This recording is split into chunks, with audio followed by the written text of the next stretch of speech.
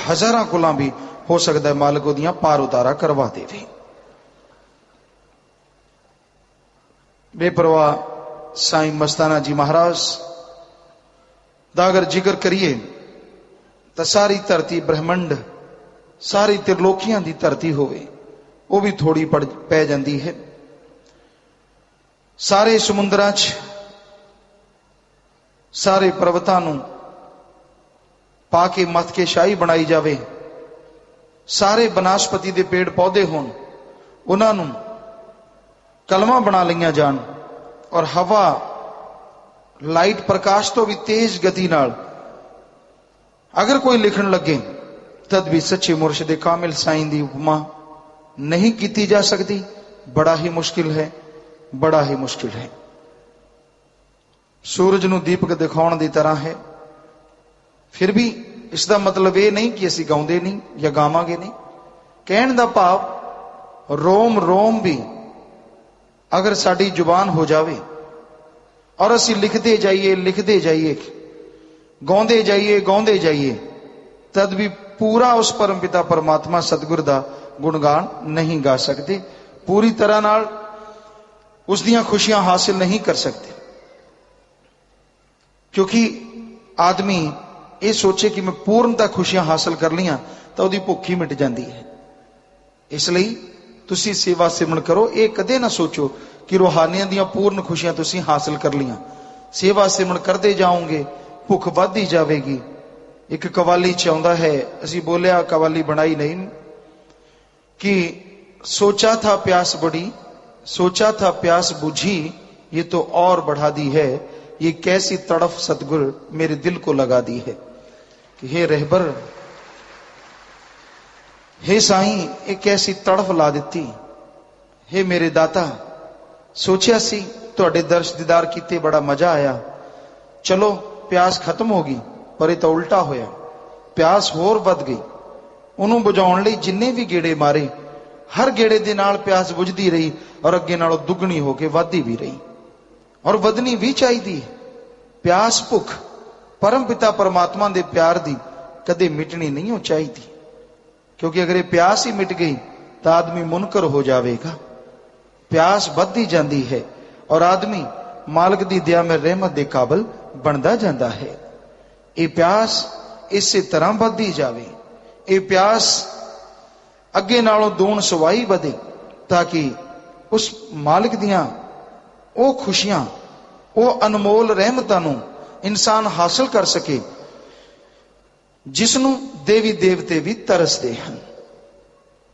मस्ताना जी महाराज ने सीधी सादी भाषा च जीवां नूं समझाया। मुल्तानी भाषा बोलना की बागड़ी की हिंदी भाषी की पंजाबी सब दे समझ आउंदा। सारे बड़े खुश होंदे, नचदे कुददे, बड़ियां खुशियां मनाउंदे। सो साईं जी यही कहंदे कि ये कलयुग है भाई, इसमें नाम जपा करो, नाम जपोगे तो तमाम खुशियां हासिल होंगी। सो कहण दा भाव सिमरन करना जरूरी है। कईयां नूं हुंदा है, परम पिता जी दी समझदा जी, कईयां ने चिट्ठी भी पाई, कहंदे सी सिमरन बनया बनाया लै जाओ भाई, सत्संग ते आ जाओ।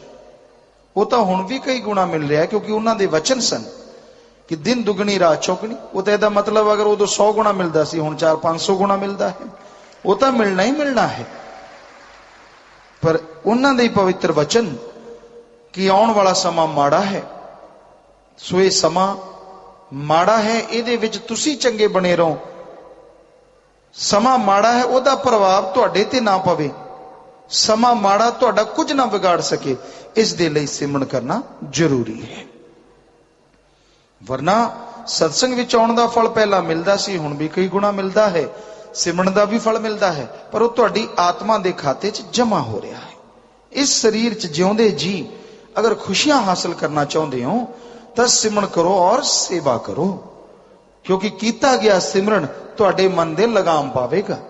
असीं ये दावे नाल कहंदे हां, चाहे किसी आदमी ने किन्ने भी सत्संग सुन ले होण, किन्ने भी सतगुर दे दर्शन कर ले होण, जब तक बचना नूं मन के सिमरन और सेवा नहीं करता, ओदा मन ओदे वश च नहीं हो सकता।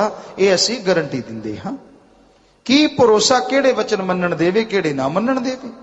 मन बड़ी ताकत है, बड़ी भैड़ी ताकत है, क्योंकि सौखे जी जो वचन मन्ने जान ओनू तां जी आया कहंदा है, और जिहदे थोड़ा जिहा पसीना आउण लगे उदों ही रंग बदल जाता है। सो मन दी जिहड़ी चाल है शातिराना चाल है, बड़ी तेज चाल है। शतरंज दी चाल आदमी चलता है, सोचता है, चल दिंदा है, लेकिन उहदे च तां एक निश्चित हुंदा है।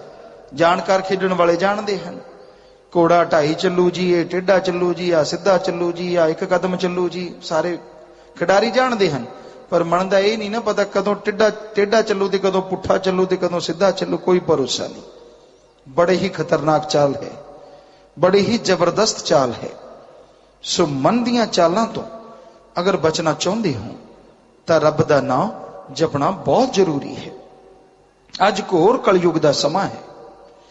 तुसी किसी दा भला करोगे तो आदमी कहता है ये तो रब दी रहमत होगी, और अगर तुसी भला करते हो आदमी दा फिर भी बुरा हो जाता, उन्होंने घाटा पै जाता है, फिर भी वो आदमी ये कहता है कि तुसी बुरा किया है।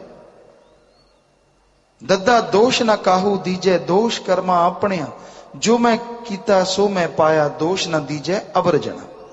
दूजिया नू दोष क्यों दिंदे हो? जिद्दां दे कर्म करते हो उदां दा फल मिलना है। कर्म करने बंद कर दो, तुसी सुखाऊ हो जाओगे, सुख चैन नाल जीवन गुजारन दे काबिल बन जाओगे। इसलिए किसी नू दोष ना दियो। नचना आवे ना थोड़ा बेड़ा विंगे। सो ये अजीबो गरीब गल्लां हैं। कहण दा भाव सिमरन खुद नहीं करता, सत्संगा सुन के अमल नहीं करता, फिर कह दिंदा है गुरुआं च फर्क है, नाम दी कमी है। वो तू खुद किन्ना मनदा भले मानसा, कदे खुद भी सोच लिया कर। असी देखिया है साध संगत बड़े बचन मनदी है, मालिक दे बड़े प्यारे हन, योद्धा हन, लेकिन आम दुनिया किस तरह संगत नू यूज करती है और बाद की सिट्टा निकलता है वो असी हमेशा ही देख रहे हैं। हुण भी यही सुन चा रहा है।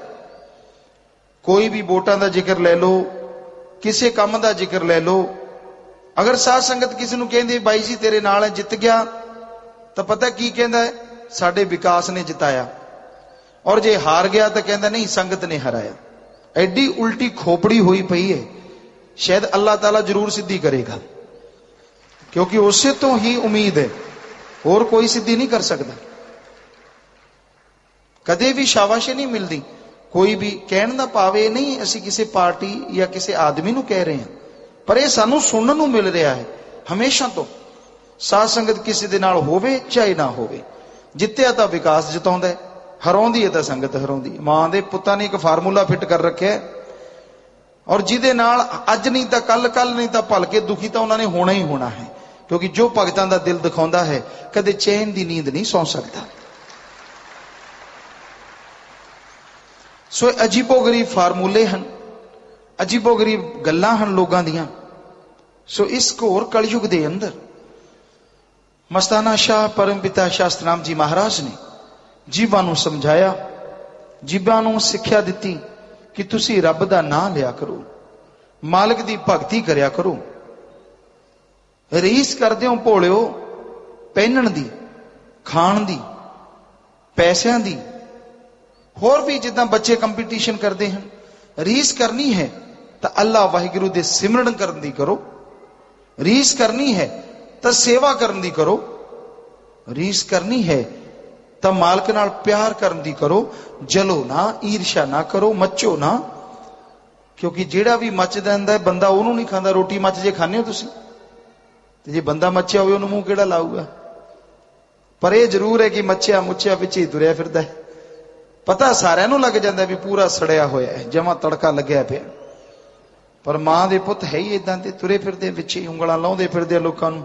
सो जलना नहीं चाहिए। प्रतिस्पर्धा मुकाबला तो एक स्वस्थ परंपरा है कि कोई मालिक नाल प्यार करता है, कोई भगती इबादत करता है, तुहाडे अंदर आना चाहिए कि नहीं ਅਸੀਂ ਵੀ ਵੱਧ ਕੇ ਕਰਾਂਗੇ, ਅਸੀਂ ਵੀ ਵੱਧ ਕੇ ਸੇਵਾ ਕਰਾਂਗੇ, ਅਸੀਂ ਵੀ ਪਰਮਾਰਥ ਕਰਾਂਗੇ।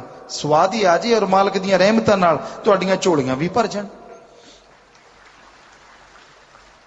ਪਰ ਜਦ ਤੁਸੀਂ ਇਹਨੂੰ ਦੂਜਾ ਰੂਪ ਦੇ ਦਿੰਦੇ ਹੋ ਵੀ ਰੱਬਾ ਇਹਦੇ 'ਚ ਕੀ ਵਾਲਾ ਕੁਝ ਹੈ, ਮੈਂ ਕਿਹੜਾ ਘੱਟ ਹੈ, ਮੈਂ ਕਿਉਂ ਨਹੀਂ ਅੱਗੇ ਵਧਿਆ, ਇਹ ਕਿਉਂ ਵਧਿਆ, ਇਹਦੀਆਂ ਲੱਤਾਂ ਤੋੜਦੀ, ਫਿਰ ਤੁਹਾਡੀਆਂ ਤਾਂ ਜਾਈ ਟੁੱਟ ਜਾਣ, ਉਹਨੂੰ ਕੁਝ ਨਹੀਂ ਹੋਣਾ। ਸੋ ਈਰਖਾ ਨਾ ਕਰੋ। ਈਰਖਾ ਦੀ ਬਿਮਾਰੀ ਬੜੀ ਭੈੜੀ ਬਿਮਾਰੀ ਹੈ। ਜੋ ਲੋਕ ਈਰਖਾ ਕਰਦੇ ਹਨ, ਨਫ਼ਰਤ ਕਰਦੇ ਹਨ, ਉਹ ਜ਼ਿੰਦਗੀ 'ਚ ਕਦੇ ਕਿਸੇ ਦੇ ਮੂੰਹ ਦੇ ਕਾਬਿਲ ਨਹੀਂ ਬਣਦੇ, ਯਾਨੀ ਕਦੇ ਉਹਨਾਂ ਦਾ ਨਾਂ ਕਿਸੇ ਦੀ ਜ਼ੁਬਾਨ ਤੇ ਆਉਂਦਾ ਨਹੀਂ। ਭਰਤ ਮਹਾਭਾਰਤ ਦਾ ਇੱਕ ਪਾਤਰ, ਸ਼੍ਰੀ ਰਾਮ ਜੀ ਦਾ ਭਾਈ, ਉਹਨਾਂ ਦੀ ਮਾਤਾ ਕੈਕੇਈ, ਉਹਦੀ ਦਾਸੀ ਮੰਥਰਾ ਜਾਂ ਮਥਰਾ ਕਹਿ ਦਿੰਦੇ ਕਈ, ਚਲੋ ਜਿਹੜਾ ਵੀ ਨਾਂ ਤੁਸੀਂ ਸਮਝ ਗਏ। तो मंथरा और कैकई दोनों का तालमेल जिमें ढोलकी बाजे का हुंदा है, ऐदा नहीं। निंदिया च एक लाई लग दूजी लाउण वाली उंगल। सो राम बड़ा ही पुरुषोत्तम कहा जाता है क्योंकि उन्हें जिन्नी भी इंसानियत दी मर्यादा सी उन्होंने बड़े ही सुचज्जे ढंग नाल निभाया, बहुत ही जबरदस्त तरीके नाल। जद भी गुरुकुल तो आउंदे तां श्री राम सब तो पहला कैकई दे पैरां दे हथ लाउंदा, फिर सुमित्रा दे, यानी जो लक्ष्मण शत्रुघ्न दी जो माता सी, फिर अपनी माता दे पैरी हथ लाउंदा। ये उहदी मर्यादा सी। पहला कैकई नूं माता कहंदा और मंथरा ने फिर ऐसी चाबी फेरी। कई हुंदे ना लाई लग, पंजाबी च कहंदे हुंदे लाई लग ना होवे घर वाला चंद्रा गवांढ ना होवे। ये सच्चियां गल्लां ऐ, एवें नहीं बनाईयां। लाई लग वाला घर वाला होवे तां बस आउंदा पुछदा ही नहीं बेचारी बीबी नूं, सिद्धे छित्तर परेड शुरू हो जांदी है। बाद चों कहंदी भलिया मानसा मैं तां इहो जिहा कुछ कीता ही नहीं। कहंदा चल फिर हुण बज गईयां तां बज गईयां। क्यों बज गईयां? भी तेरे बजियां हुण फिर तैनूं लगे ना पता। बज गईयां दा की मतलब? सो कहण दा भाव चंद्रा गवांढ, और गवांढी चंद्रा होवे ओही उंगलां लाउंदा, ओहदे नूं सिखांदा भी अज ऐ सी, फलाना सी, धिंगड़ सी। सो उसे तरह मंथरा तो घर ही गवांढ सी, घर ही पैड़ा कम सी। उन्हें बस उंगलां लाउणियां शुरू करतियां भी ये राम दी जय जयकार हो रही है, गुण तेरे पुत्त च ज्यादा है, बहादुर तू है, राजा नूं पसंद भी तू है सब तो ज्यादा, पर फिर भी पुत्त कौशल्या दा राज करूगा, तू तो एवें बस राणी बन जाएंगी, महारानी तो बनू, पटरानी तो बनू, राजमाता तो बनू, तू तो कुछ भी नहीं रहना। लाला उंगला, लाला उंगला। तुहानूं बाद च पता है कि उसे राम नूं जिन्हों बहुत आपदे पुत्त तो वध के प्यार करदी सी, उसनूं बनवास भेज दिता और आपदे पुत्त लई राज मंगया। और फिर पुत्त ने की शराफ दिता क्योंकि उहदा भरा नाल बहुत मुहब्बत सी।